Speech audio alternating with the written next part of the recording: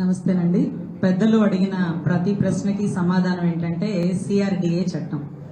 ఆ చట్టాన్ని ప్రతిష్టాత్మకంగా చేయడం జరిగింది. గతంలో 33,000 ఎకరాలు ఇచ్చినటువంటి రైతులకు తెలుసు.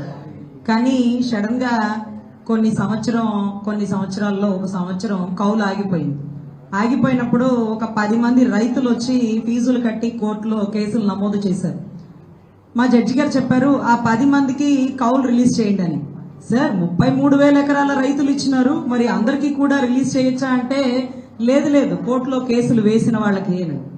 ఇప్పుడు పెద్ద ఆయన చెప్పినట్టు ఆ నైపుణ్యతో లేకపోతే దాని గురించి అవగాహనో ఫీజులు కట్టే స్తోమతో వారికి ఉండదు.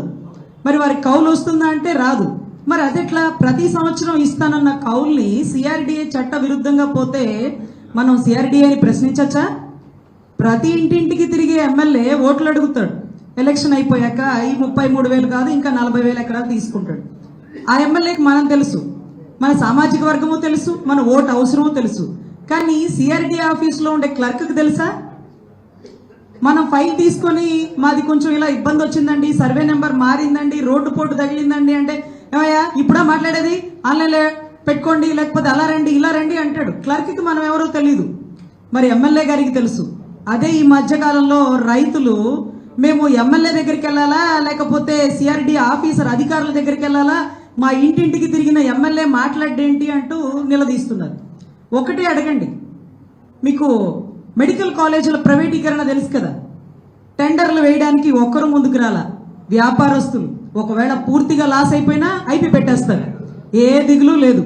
మరి వాళ్లే టెండర్లు ఎందుకు ఇట్లా అంటే ఫ్యూచర్ ఆలోచించుకుని ఏమన్నా ఇబ్బంది వస్తే నష్టపోతామేమోనని వ్యాపారులు ఆలోచించినంత తెలివిగా రైతులు ఆలోచించలేకపోతున్నారా?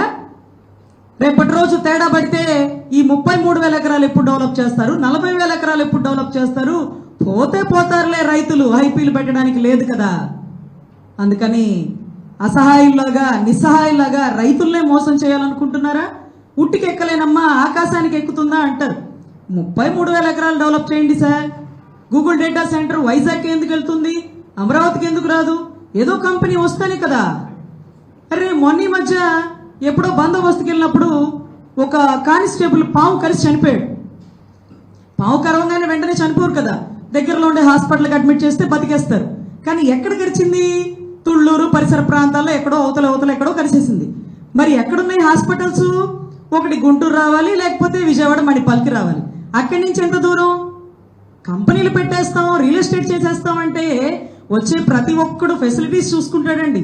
ఉద్యోగం ఎక్కడైనా చేస్తాడు, ఊరవతలైనా సరే. ఇల్లు ఎక్కడ ఉండాలనుకుంటాడు? సెక్యూర్ ప్లేస్ లో ఉండాలనుకుంటారు. ఆ సెక్యూర్ ప్రిన్సెస్ మీరు కల్పిస్తున్నారా?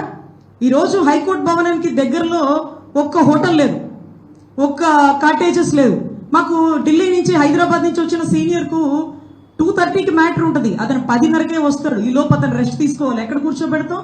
ఎక్కడా లేదు. ఇదేం రాజధాని అమ్మా, ఇదేం రాజధాని?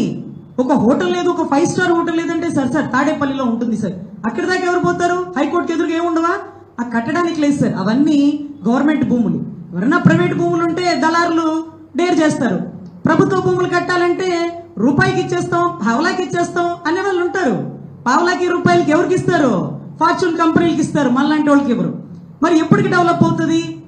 5 సంవత్సరాలైన 10 సంవత్సరాలని 1,500 ఎకరాల్లో రైల్వే స్టేషన్ అట. మా వడ్డే శోభనాద్రీశ్వరరావు గారు చెప్తుంటారు, 1,500 ఎకరాల్లో రైల్వే స్టేషను ఔరా రైల్వే స్టేషనే లేదమ్మా, అది పెద్ద రైల్వే స్టేషను. దానికే అంత లేదు. ఎంత పాపులేషన్ ఉంటే 1,500 ఎకరాల్లో రైల్వే స్టేషన్ కడతారు? 5,000 ఎకరాల్లో ఇంటర్నేషనల్ ఎయిర్పోర్ట్ వస్తుంది. అరే ఏముంది ఇక్కడ? ఒక కంపెనీలు ఉన్నాయా? ముందు 33,000 ఎకరాలు డెవలప్ చేయండి సార్. టెండర్లు వేయడానికి రానటువంటి దళారులు రైతుల్ని మోసం చేయడానికి ముందుకు వచ్చేస్తున్నటువంటి రాజకీయ నాయకులు మీరు వేయండి. ప్రజల్ని నమ్మించడానికి మీరు మీ పెద్ద కంపెనీల వాళ్ళు ఉన్నారు కదా, మీరు వేయండి టెండర్లు. అంటే మీరు లాస్ అయిపోతారు. మరి ఐపీఎల్ పెట్టే వాళ్ళు మీరే లాస్ అయిపోతారంటే పాపం కదా రైతులు. ఒకవేళ జూబ్లీహిల్స్ బంజారా హిల్స్ లో కడతారు ఎత్తైన భవనాలు. ఎలా? కింద బేస్ మట్టం చాలా కొండ చర్యలు బలంగా ఉంటది, పైన 50 అంతస్తులు బిల్డింగ్ కట్టాల. లోతు ఎంత తీయాలండి? ఎంత తీయాలి? పునాది ఎంత లోతు తీయాలా? లోతు తీసే కొద్దీ నీటి ఊట పడిపోతుందట. కృష్ణమ్మ పొంగిపోతుంది. భయపడిపోతే మళ్ళీ ఎవరికైనా చెప్తే వచ్చే కంపెనీలు రారని లేదులే ఇంకొక ప్లేస్ చూసుకుంటామంటూ వెళ్ళిపోతున్నారు. అంటే 3 పంటలు పండే సస్యశ్యామల భూమిని కార్పొరేట్ సంస్థలకి తాకట్టు పెట్టేస్తున్న రాజకీయ నాయకులు మోసాలు చేయడానికి ఒక్క రైతులే కనపడ్డారండి? ఓటర్లు రైతులు మీకంతా తేలిగ్గా ఉన్నారండి? వేయండి టెండర్లో. మీరు ఏదైతే ప్రైవేటీకరణ చేస్తానన్నారు చూడండి గవర్నమెంట్ హాస్పిటల్స్ ని, వాటిని చేయండి చూద్దాం. అవి కంప్లీట్ అయిపోయాక 40,000 ఎకరాలు అడగండి.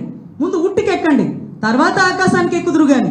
అదే రకంగా కౌలు, ఈ 33,000 ఎకరాల రైతులకి పండినా పండించకపోయినా కౌలు ఇచ్చేశారు. అది ఎంత భారం పడుతుంది ప్రభుత్వానికో తెలుసా మీకు? అంటే ఒక్కొక్కసారి వర్షం వచ్చి అతనికి రైతుకు లాభం ఉండదు, నష్టం ఉండదు పాపం. అయినా సరే 33,000 ఎకరాలకి ఎంత కౌలు ఇవ్వాలండి? ఇంకా 40,000 ఎకరాలకి ఎంత ఇవ్వాలి? ఇది కాకుండా అటవీ భూములని గవర్నమెంట్ భూములని ఇంకెన్ని ఆక్యుపై చేసినారు.